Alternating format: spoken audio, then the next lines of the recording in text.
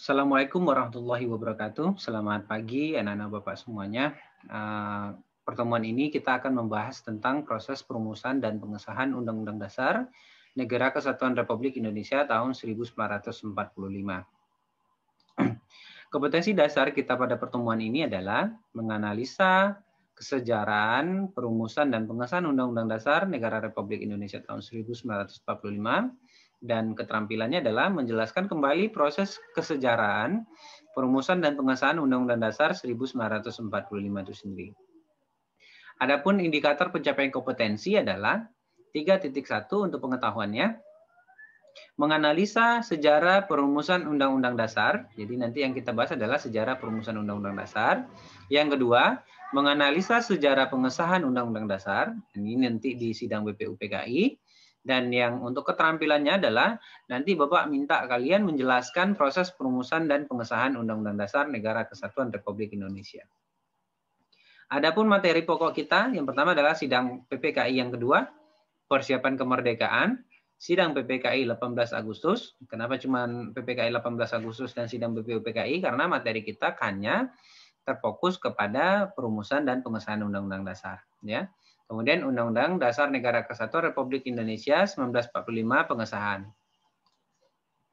Ya, kita mulai. Sidang kedua BPUPKI.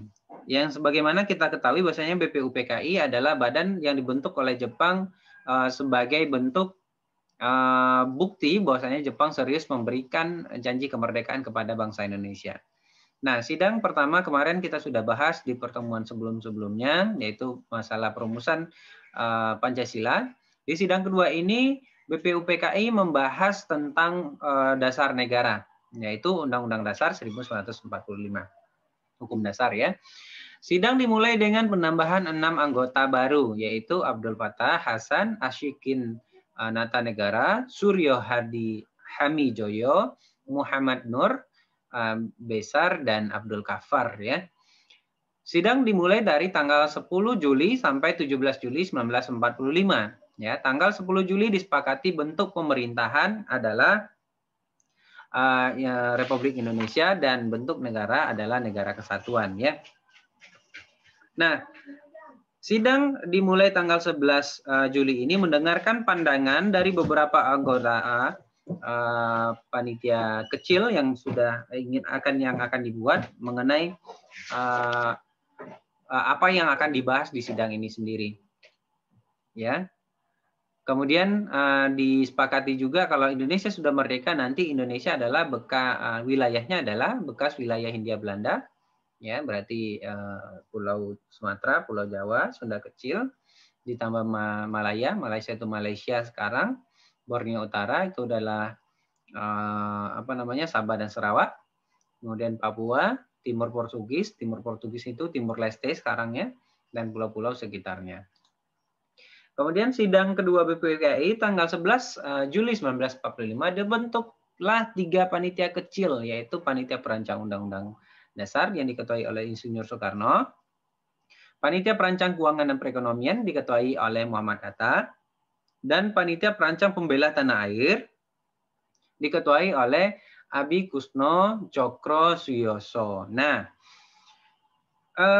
yang akan kita bahas adalah Panitia Perancang Undang-Undang Dasar ini saja. Yang 2 ini tidak akan kita bahas ya, tidak akan kita bahas di pertemuan ini. Kemudian dalam perjalanannya Panitia Perancang Undang-Undang Dasar ini hasilnya adalah bentuk negara yang kita sepakati adalah unitarisme atau negara kesatuan ya. Dan kepala negara berada pada satu orang yaitu presiden ya. Jadi kepala pemerintah dan kepala negara dipegang oleh satu presiden. Sampai di sini juga belum ada permasalahan ya, karena apa? Karena Undang-Undang Dasar itu sendiri disepakati beberapa hal waktu itu. Pembukaannya diambil dari Piagam Jakarta, dan kemudian untuk batang tubuhnya dirancang oleh Panitia Perancang Undang-Undang. Nah, di dalam Panitia Perancang Undang-Undang itu dibentuk lagi Panitia Penghalus Bahasa namanya ya. Panitia Penghalus Bahasa, anggotanya adalah Salim, Supomo, dan Joyo Ningrat. Nah, tugas mereka adalah memperbaiki kosa-kosa kata yang ada di dalam batang tubuh Undang-Undang Dasar itu sendiri, ataupun di dalam pembukaan supaya Undang-Undang Dasar itu sendiri tidak multitafsir ya, tidak ambigu atau tidak bisa ditafsirkan seenaknya saja, namun diberikan penjelasan-penjelasan lebih lanjut. Kenapa? Karena Undang-Undang Dasar itu sendiri sebenarnya jiwanya adalah sebagai kausa materialnya adalah suasana kebatinan pada saat itu, apa yang dibutuhkan oleh sebuah negara yang merdeka itu sendiri. Nah, kemudian dilanjutkan tanggal 14 Juli 1945 kembali kepada sidang pleno BPUPKI ya. Kemudian panitia perancang Undang-Undang Dasar ini menyampaikan beberapa gagasan mereka tentang rancangan Undang-Undang Dasar 1945. Di antaranya adalah seperti tadi wilayah negara Indonesia, kemudian bentuk negara adalah negara kesatuan, kemudian bentuk pemerintahan kita adalah republik, kemudian bendera nasional kita adalah sangsaka merah putih, dan bahasa nasional kita adalah bahasa Indonesia sesuai dengan isi Sumpah Pemuda 1928 ya, 28 Oktober. Nah, di sini sudah mulai terjadi perdebatan. Karena apa? Karena di dalam pembukaan Undang-Undang Dasar itu sendiri yang kita ambil dari Piagam Jakarta ada sebuah kalimat ya, kalimat di alinea keempat dikatakan negara berdasar atas ketuhanan dengan menjalankan syariat Islam bagi pemeluknya. Syariat Islam bagi pemeluknya. Ini yang jadi masalah. Ketuhanan dengan syariat Islam bagi pemeluknya, menjalankan syariat Islam. Artinya apa? Banyak yang beranggapan pada saat itu bahwasanya negara Indonesia akan dijadikan negara kerajaan atau kesultanan atau bagaimana gitu ya, yang berdasarkan nilai-nilai agama Islam. Tapi perdebatan itu tidak terlalu besar sehingga masih bisa diredam di dalam sidang BPUPKI ini. Nah, kemudian tanggal 15 Juli Soekarno juga memberikan penjelasan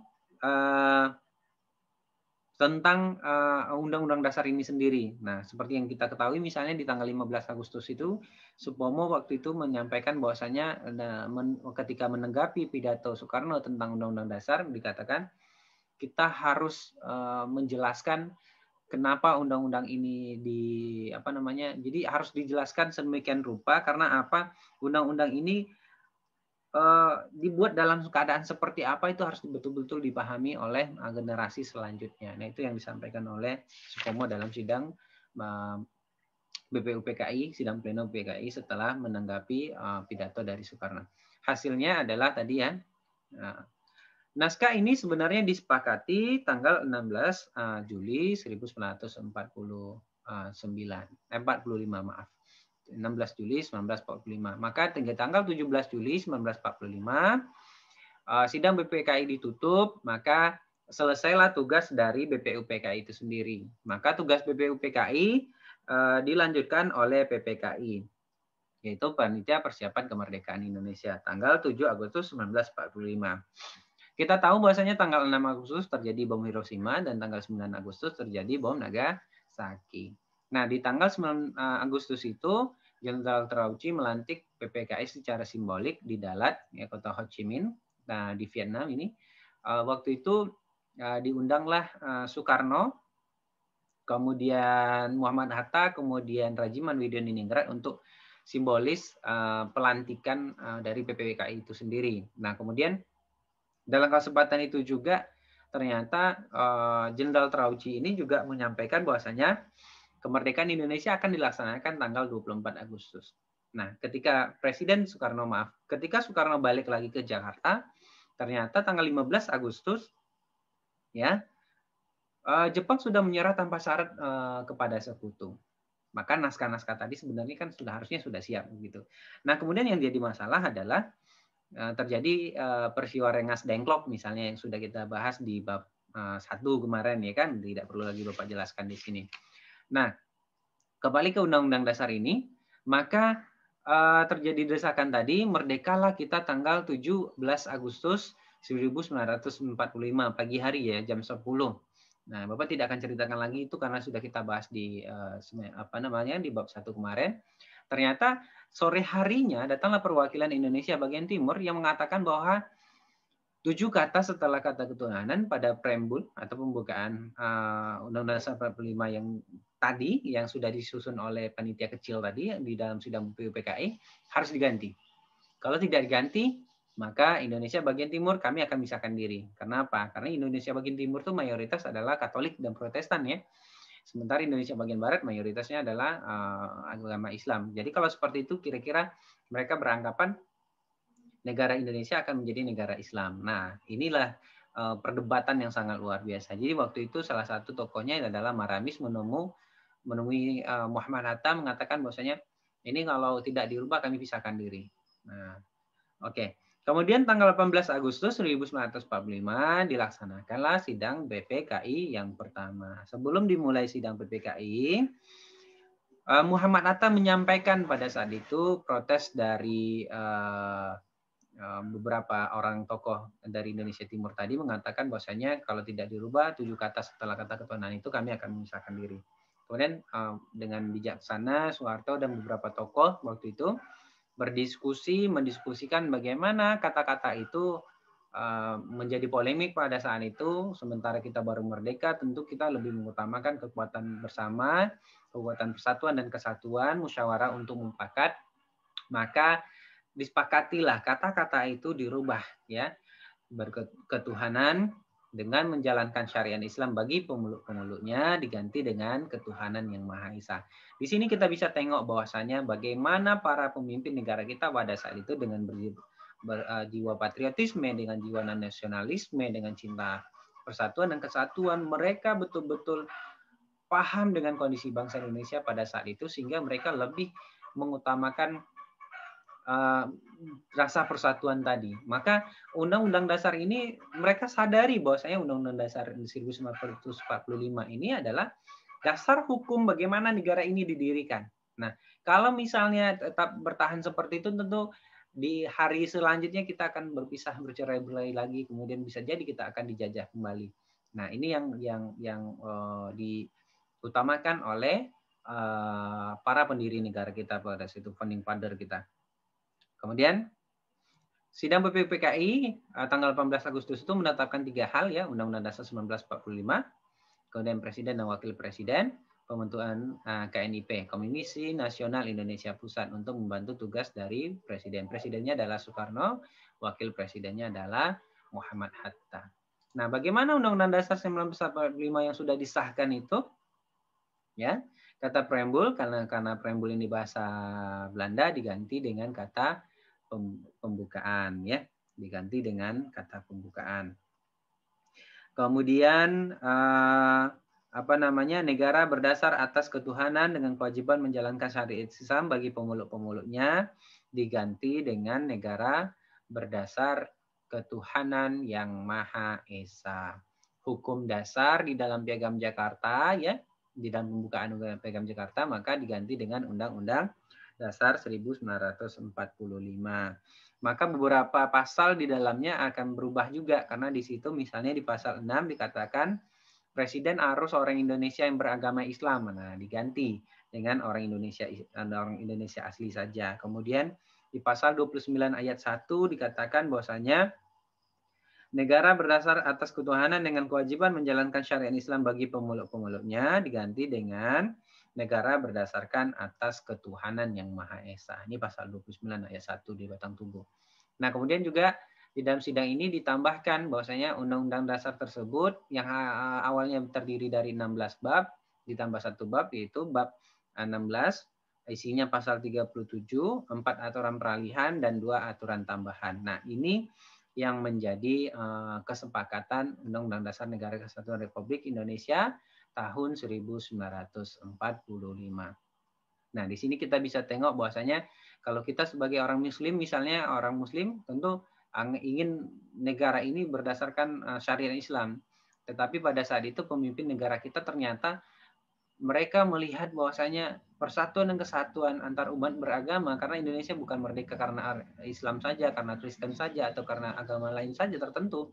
Tapi kita betul-betul berusaha mewujudkan kemerdekaan itu secara bersama. Kita tidak pandang apakah dia sebagai seorang Muslim, apakah dia sebagai seorang Kristen, dan segala macamnya. Nah, inilah bentuk kenegarawan yang dicerminkan oleh para pendiri negara kita pada saat itu, terutama adalah Insinyur Soekarno, Muhammad Hatta, dan lain-lainnya. Nah, demikianlah pembelajaran kita hari ini, materi kita hari ini. Terima kasih atas perhatiannya. Tugas kita minggu ini adalah kamu tuliskan kembali di buku catatan kamu penjelasan Bapak tadi bagaimana proses perumusan dan pengesahan Undang-Undang Dasar 1945. Kemudian kirimkan ke email Bapak aliridwan2612@gmail.com ya, melalui foto. Atau nanti bisa juga di-share di link quiz Google Form kita. Nah, baik. Terima kasih atas perhatiannya. Wabillahi taufiq wal hidayah. Wassalamualaikum warahmatullahi wabarakatuh. Selamat pagi.